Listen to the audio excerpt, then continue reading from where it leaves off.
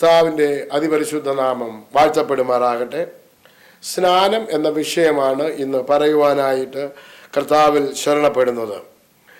കഴിഞ്ഞ ഏറെ കാലങ്ങളായി ഞാൻ പല സ്ഥലങ്ങളിൽ പോവുകയും അനേകർ രക്ഷയുടെ അനുഭവത്തിലേക്ക് കടന്നു വരികയും സ്നാനപ്പെടുകയും ചെയ്യുവാനിടയായി. അപ്പോഴൊക്കെയും സ്നാനത്തിൻ്റെ ക്ലാസ്സുകൾ എടുക്കുവാൻ ദൈവം എന്നെ സഹായിച്ചു. ദൈവം തന്ന ആലോചനയാണ് നിങ്ങളുടെ മുൻപാകെയായി നിരത്തി വെക്കുന്നത്.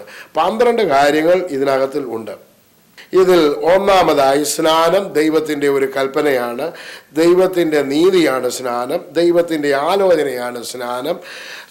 അവനോടുകൂടെ മരിച്ചു അടക്കപ്പെട്ട് ഉയർത്തെഴുന്നേൽക്കുന്നതാണ് സ്നാനം. ജഡത്തിൻ്റെ അഴുക്ക് കളയുന്നതിന് വേണ്ടിയുള്ളതല്ല സ്നാനം. സ്നാനം ക്രിസ്തുവിനോട് ചേരുവാനാണ് നാം സ്നാനമേൽക്കുന്നത്.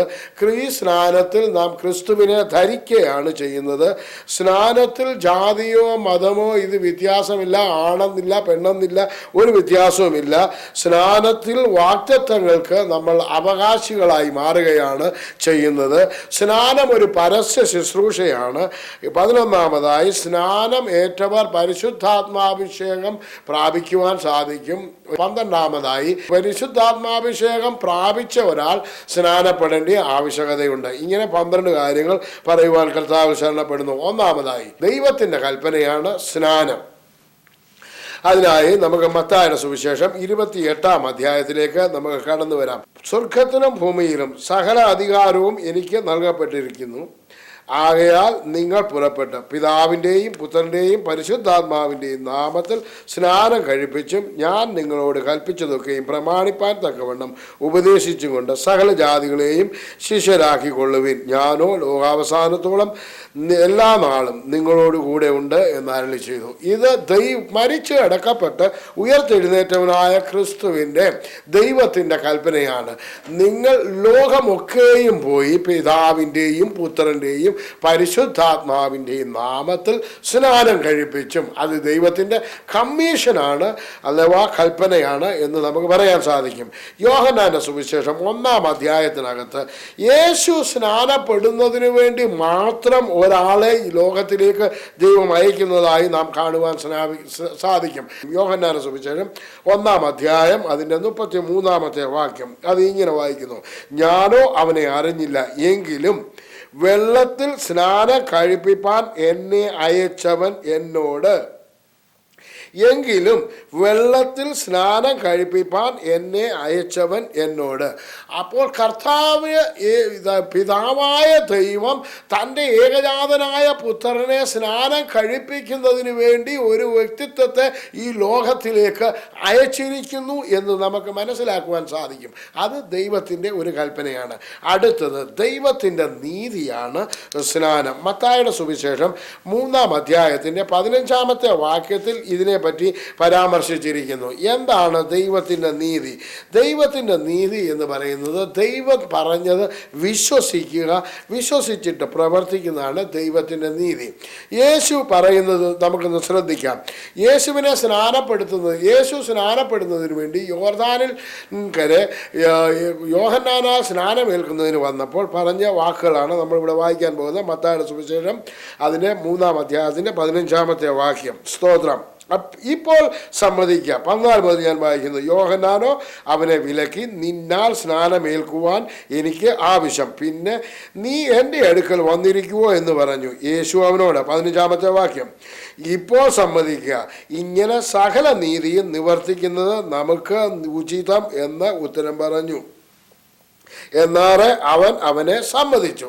ഇങ്ങനെ സകല നീതിയും നിവർത്തിക്കുന്നത് നമുക്ക് ഉചിതം എന്ന് പറഞ്ഞപ്പോൾ യോഹന്നാൻ അവനെ സമ്മതിച്ച് അവനെ സ്നാനമേൽപ്പിക്കുന്നതായി നമുക്ക് കാണുവാൻ സാധിക്കും. 3ാമതായി എനിക്ക് പറയുവാനുള്ളത് ഈ ദൈവത്തിൻ്റെ ആലോചനയാണ്.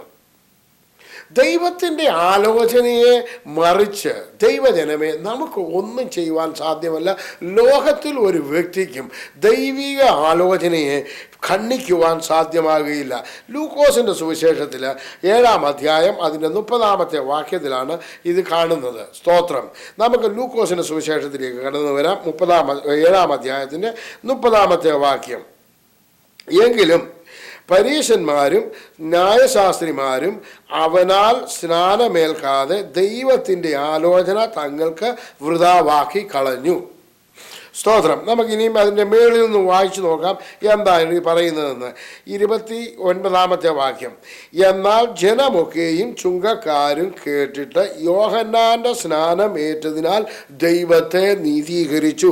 അപ്പോൾ ദൈവത്തിൻ്റെ നീതിയാണ്. ദൈവത്തെ നീതീകരിക്കുന്നത് എങ്ങനെയാണ്? ജനം സ്നാനമേറ്റപ്പോൾ ദിനം ദൈവത്തെ നീതീകരിച്ചതായി വിശുദ്ധ വചനത്തിൽ നാം കാണുന്നു. അതിൻ്റെ താഴെയാണ് വായിക്കുന്നത്, എന്നാൽ എങ്കിലും പരീശന്മാരും ന്യായശാസ്ത്രിമാരും അവനാൽ സ്നാനമേൽക്കാതെ ദൈവത്തിൻ്റെ ആലോചന തങ്ങൾക്ക് വൃഥാവാക്കി കളഞ്ഞു. ഇന്നും അത് തന്നെയാണ് നാം കാണുന്നത്.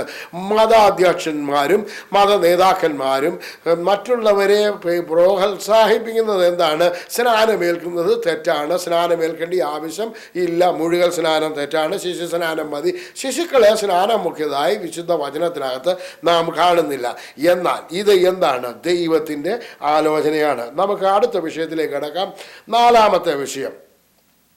അവനോടുകൂടെ, ആരോടുകൂടെ? ക്രിസ്തുവിനോടുകൂടെ മരിച്ച് അടക്കപ്പെട്ട് ഉയർത്തെഴുന്നേൽക്കുന്ന ഒരു പ്രതീകമാണ് സ്നാനം. അത് നമുക്ക് നോക്കാം. കൊലോസി ലേഖനം 2-ാം അധ്യായത്തിൻ്റെ 12-ാമത്തെ വാക്യം. കൊലോസി ലേഖനത്തിലേക്ക് വരാം. അതുപോലെ തന്നെ റോമാലേഖനം 6-ാം അധ്യായം അതിൻ്റെ 1 മുതൽ 4 വരെയുള്ള വാക്യത്തിലും ഈ വിഷയം നമുക്ക് കാണുവാൻ സാധിക്കും.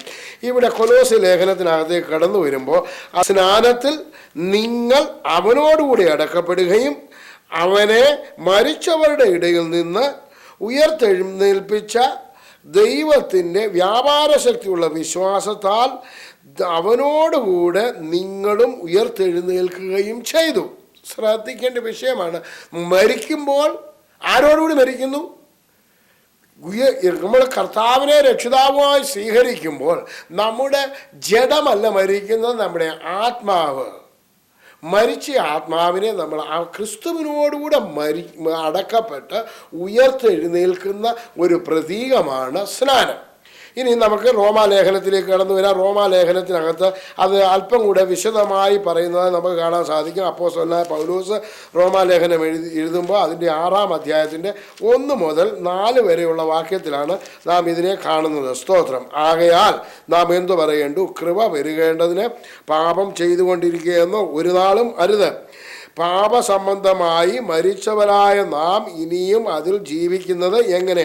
അല്ല, യേശുവിനോട് ചേരുവാൻ സ്നാനമേറ്റവരായ നാം എല്ലാവരും അവൻ്റെ മരണത്തിൽ പങ്കാളികളാകുവാൻ സ്നാനമേറ്റിരിക്കുന്നു എന്ന് നിങ്ങൾ അറിയുന്നില്ലയോ? അങ്ങനെ നാം അവൻ്റെ മരണത്തിൽ പങ്കാളികളായി തീർന്ന സ്നാനത്താൽ അവനോടുകൂടെ കുഴിച്ചിടപ്പെട്ട് ക്രിസ്തു മരിച്ചിട്ട് പിതാവിൻ്റെ മഹിമയാൽ ജീവിച്ചെഴുന്നേറ്റതുപോലെ നാമും ജീവന്റെ പുതുക്കത്തിൽ നടക്കേണ്ടതിന് തന്നെ. അങ്ങനെ അവൻ്റെ മരണത്തിൻ്റെ സാദൃശ്യത്തോടെ ഏകീഭവിച്ചവരായെങ്കിൽ പുനരുത്ഥാനത്തിൻ്റെ സാദൃശ്യത്തോടും ഏകീഭവിക്കും. ഇവിടെ നാം എന്താണ് കണ്ടത്? അവൻ്റെ മരണത്തിൻ്റെ സാദൃശ്യത്തോടെ ഏകീഭവിക്കുന്ന ഒരു പ്രതീതിയാണ് നമ്മൾ സ്നാനത്തിൽ ചെയ്യുന്നത്. അത് ശിശുക്കളെ സ്നാനം വെക്കുമ്പോൾ ശിശുക്കളുടെ മേൽ വെള്ളം തളിക്കുമ്പോൾ ഈ സംഭവങ്ങളൊന്നും സംഭവിക്കുന്നില്ല. എന്താണ് സ്നാനം? സ്നാനത്തിൽ സ്നാനാർത്ഥിയും സ്നാനമേൽക്കുന്ന വ്യക്തിയും സ്നാനം കഴിപ്പിക്കുന്ന വ്യക്തിയും ഒരുപോലെ വെള്ളത്തിൽ ഇറങ്ങി നിന്നിട്ട് വെള്ളത്തിൽ മുങ്ങി എഴുന്നേൽപ്പിക്കുന്നതാണ് സ്നാനം. അപ്പോൾ മരിക്കുന്ന വ്യക്തിയെ കുഴിച്ചിടുന്നത് പോലെ വെള്ളത്തിൽ നാം കുഴിച്ചിടപ്പെടുകയും അതുപോലെ തന്നെ ഉയർത്തെഴുന്നേറ്റ് ജീവന്റെ പുതുക്കത്തിൽ നടക്കേണ്ടതിനുള്ള പ്രതീകതയാണ് നമ്മളിവിടെ കാണുന്നത്. അങ്ങനെ അവൻ്റെ മരണത്തിൻ്റെ സാദൃശ്യത്തോട് നാം ഏകീഭവിച്ചവരായെങ്കിൽ പുനരുത്ഥാനത്തിൽ അവൻ്റെ സാദൃശ്യത്തോട് നാം ഏകീഭവിക്കും. ഇല്ലെങ്കിലോ നമ്മൾ പുനരുത്ഥാനത്തിൻ്റെ സാദൃശ്യത്തോട് ഏകീഭവിക്കുമോ എന്നുള്ളൊരു ചോദ്യം അവിടെ ഉന്നയിക്കുന്നു. നാം ഏകീഭവിക്കുമോ? അങ്ങനെ മരണത്തിൻ്റെ സാദൃശ്യത്തോട് ഏകീഭവിച്ചവരായെങ്കിൽ മാത്രമേ നമുക്ക് പുനരുത്ഥാനത്തിൽ അവൻ്റെ സാദൃശ്യത്തോടും ഏകീഭവിക്കാൻ സാധ്യമാകുള്ളൂ. അതുകൊണ്ട് സ്നാനം നമുക്ക് ആവശ്യമായിരിക്കുന്നു. ഇനിയും ജഡത്തിൻ്റെ അഴുക്ക് കളയുന്നത് ആണോ സ്നാനം? സ്നാനപ്പെടുക എന്ന് പറയുമ്പോൾ കുളിക്കുക എന്ന അർത്ഥം വരുന്നുണ്ട്. അന്ന് പറയുമ്പോൾ നമ്മൾ സോപ്പൊഴിച്ച് നമ്മുടെ ശരീരത്തിൻ്റെ അഴുക്ക് കളയുന്നതിന് കുളിക്കുന്ന പോലുള്ള ഒരു കുളിയാണോ സ്നാനം? സ്തോത്രം. നമുക്ക് വളരെ വ്യക്തമായിട്ട് മനസ്സിലാക്കേണ്ട ആവശ്യമുണ്ട്. 1 പത്രോസ് 3-ാം അധ്യായത്തിനകത്ത് 19 മുതൽ 22 വരെയുള്ള വാക്യത്തിനകത്ത് എഴുതിയിരിക്കുന്നു. ആത്മാവിനാൽ 1 പത്രോസ് 3-ന്റെ 19, 20, 21, 22 വാക്യങ്ങൾ ഞാനിവിടെ വായിക്കുന്നു. ആത്മാവിനാൽ അവൻ ചെന്ന് പണ്ട് നോഹയുടെ കാലത്ത് പെട്ടകം ഒരുക്കിയിരുന്ന സമയം ദൈവം ദീർഘക്ഷമയോടെ കാത്തിരിക്കുമ്പോൾ അനുസരിക്കാത്തവരായി തടവിലുള്ള ആത്മാക്കളോട് പ്രസംഗിച്ചു. ആ പെട്ടകത്തിൽ അല്പജനം എന്ന് വെച്ചാൽ 8 പേർ വെള്ളത്തിൽ കൂടി രക്ഷ പ്രാപിച്ചു. അത് സ്നാനത്തിന് ഒരു മുൻകുറി. സ്നാനമോ ഇപ്പോൾ ജഡത്തിൻ്റെ അഴുക്ക് കളയുന്നതല്ല, ദൈവത്തോടുള്ള നല്ല മനസാക്ഷിക്കായിട്ടുള്ള അപേക്ഷയ്ക്കായിട്ടത്രേ ക്രിസ്തുവിൻ്റെ പുനരുത്ഥാനത്തിൽ നമ്മെയും രക്ഷിക്കുന്നു. സ്തോത്രം. വളരെ ശ്രദ്ധിക്കണം. അന്ന് നോഹയുടെ കാലത്ത് 8 പേര് രക്ഷപ്പെട്ടു പെട്ടകത്തിൽ. അത് സ്നാനത്തിൻ്റെ ഒരു മുൻകുറി എന്നും അതിൻ്റെ താഴെ വായിക്കുന്നു സ്നാനത്തിൻ്റെ മുൻകുറി എന്നും. സ്നാനമോ ഇപ്പോൾ ജഡത്തിൻ്റെ അഴുക്ക് കളയുന്നതല്ല, ദൈവത്തോടുള്ള നല്ല മനസാക്ഷിക്കായിട്ട് ആണ് സ്നാനമേൽക്കുന്നത്. Praise the Lord. അപ്പോൾ ദൈവത്തോടുള്ള ഒരു നല്ല മനസാക്ഷി, ഞാൻ ദൈവവുമായിട്ട് ഒരു നിരപ്പ് പ്രാപിച്ചിരിക്കുന്നു, ആ ഒരു നല്ലൊരു മനസാക്ഷിയാണ് സ്നാനം. അല്ലാതെ നാം വേറൊരു ഒരു വിഭാഗത്തിലേക്ക് ചേരുകയോ അല്ലെന്നുണ്ടെങ്കിൽ ഒരു വിഭാഗമായി തീരുകയോ ഒന്നുമല്ല സ്നാനത്തിൽ സംഭവിക്കുന്നത്. സ്നാനത്തിൽ എന്താണ് ചെയ്യുന്നത്? സർവശക്തനായ ദൈവത്തോട് ഞാനൊരു നിരപ്പ് പ്രാപിച്ചു. എൻ്റെ ഹൃദയം പറയുന്നു ഞാനും ദൈവവുമായിട്ട് ഒരു നല്ല മനസാക്ഷി ഇന്ന് ചെയ്തു വെച്ചിരിക്കുന്നു എന്ന് നമുക്ക് പറയുവാൻ സാധിക്കും. ഇനി അടുത്തത് 6-ാമത്തെ വിഷയം, സ്നാനം. ക്രിസ്തുവിനോട് ചേരുവാനാണ് നാം സ്നാനമേൽക്കുന്നത്. സ്തോത്രം. നാം ഒരു സമൂഹത്തോടോ ഒരു ലംഘുന്നുണ്ടെങ്കിൽ വേറൊരു സമൂഹത്തിൽ നിന്ന് വേറെങ്കിൽ ഒരു മതത്തിൽ നിന്ന് വേറൊരു ക്രിസ്തീയ മതത്തിലോട്ട് ചേരുന്നതല്ല സ്നാനം. ആരും തെറ്റിദ്ധരിക്കപ്പെടരുത്. സ്നാനപ്പെടുമ്പോൾ നമ്മൾ ക്രിസ്ത്യാനികളാകുന്നുവെന്നും ചിലർ പറയുന്നു. ഇത് മറ്റുള്ളവരെ പിടിച്ചിട്ട് മതം പരിവർത്തനം നടത്തുന്ന ഒന്നാണ് സ്നാനമെന്നും അതുകൊണ്ട് സ്നാനപ്പെടുന്നവരെ ഉപദ്രവിക്കുകയും സ്നാനപ്പെടുന്നവരെ വളരെയേറെ കഷ്ടം അനുഭവിക്കുകയും ചെയ്യുന്നതായിട്ട് നാം കേൾക്കാറുണ്ട്. എന്നാൽ അങ്ങനെ ഒന്നും ആവശ്യമില്ല. സ്തോത്രം. ഇത് ക്രിസ്തുവിനോട് ചേരുവാനാണ് സ്നാനമേൽക്കുന്നത്. നാം മറ്റുള്ള സമുദായത്തിലോ അല്ലെന്നുണ്ടെങ്കിൽ സമൂഹത്തിലോ ആയിരിക്കുമ്പോൾ നാം ഒരു വ്യക്തിത്വത്തോട് ചേരുന്ന ഒരു പ്രതീതത്തെ കാണിക്കുന്നു. സ്തോത്രം. ഇവിടെ നമുക്ക് വായിക്കാം ഗലാത്യ ലേഖനം അതിൻ്റെ 3-ാം അധ്യായം 25 മുതലുള്ള വാക്യങ്ങൾ. വിശ്വാസം വന്ന ശേഷമോ ഇനിയും നാം ശിശുപാലകൻ്റെ കീഴിലല്ല, ക്രിസ്തുയേശുവിലെ വിശ്വാസത്താൽ നിങ്ങൾ എല്ലാവരും ദൈവത്തിൻ്റെ മക്കളാകുന്നു. ക്രിസ്തുവിനോട് ചേരുവാൻ സ്നാനം ഏറ്റിരിക്കുന്ന നിങ്ങൾ എല്ലാവരും. അപ്പോൾ ആരോട് ചേരാനാണ് സ്നാനം ഏറ്റിരിക്കുന്നത്? ക്രിസ്തുവിനോട് ചേരുവാൻ. നമ്മൾ മുമ്പേ റോമാലേഖനത്തിൽ 6-ാം അധ്യായത്തിലും ക്രിസ്തുവിനോട് ചേരുവാൻ സ്നാനം ഏറ്റിരിക്കുന്നവരായ നിങ്ങൾ എല്ലാവരും എന്ന് വായിച്ചതായി നാം കാണപ്പെടുന്നു. സ്തോത്രം. ഇവിടെയും നാം കാണുന്നു ക്രിസ്തുവിനോട് ചേരുവാനാണ് സ്നാനപ്പെടുന്നത്. സ്തോത്രം. അടുത്തത് 7-ാമത്തെ വിഷയം, ക്രിസ്തുവിനെ ധരിക്കുകയാണ് ചെയ്യുന്നത് സ്നാനത്താൽ. അതിൻ്റെ താഴത്തെ വാക്യം, ക്രിസ്തുവിനോട് ചേരുവാൻ സ്നാനമേറ്റിരിക്കുന്ന നിങ്ങൾ എല്ലാവരും ക്രിസ്തുവിനെ ധരിച്ചിരിക്കുന്നു. നമുക്കതൊന്ന് നോക്കാം. ഒരാളോട് ചേരുവാൻ, ക്രിസ്തുവിനോട് ചേരുവാൻ, യേശുവിനോട് ചേരുവാൻ സ്നാനമേറ്റിരിക്കുമ്പോൾ നാം എന്താണ് ചെയ്തിരിക്കുന്നത്? ക്രിസ്തുവിനെ ധരിച്ചിരിക്കുകയാണ്. എന്ന് പറഞ്ഞാൽ വേറൊരു വ്യക്തിക്ക് നമ്മളുടെ മേൽ അല്ലെന്നുണ്ടെങ്കിൽ പിശാചിന് നമ്മളുടെ മേൽ അധികാരമില്ല. ക്രിസ്തുവിനെയാണ് ധരിച്ചിരിക്കുന്നത്. ക്രിസ്തുവിനെ ധരിച്ചിരിക്കുമ്പോൾ പിശാച് അല്ലെന്നുണ്ടെങ്കിൽ നമ്മുടെ ശത്രുവായിരിക്കുന്ന ദുഷ്ടന് നമ്മുടെ മേൽ അധികാരമില്ല. കാരണം എന്താണ്? ക്രിസ്തു നമ്മളെ ധരിച്ചിരിക്കുന്നു. ക്രിസ്തുവിനെ നമ്മളുടെ മേൽ പുതപ്പാക്കിയിരിക്കുകയാണ് ഇവിടെ ചെയ്തിരിക്കുന്നത്. സ്തോത്രം.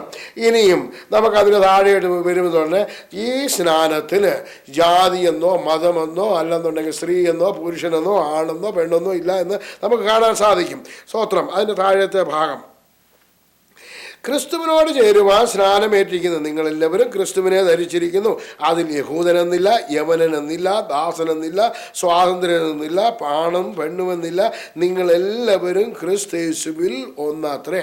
അങ്ങനെയെങ്കിൽ സ്നാനമേറ്റ നാം എല്ലാവരും ക്രിസ്തയേശുവിൽ ഒരേ ഒരു രീതിയാണ് ഉള്ളത്. സ്തോത്രം. അവിടെ എല്ലാവരും സഹോദരങ്ങളാകുകയാണ് ചെയ്യുന്നത്.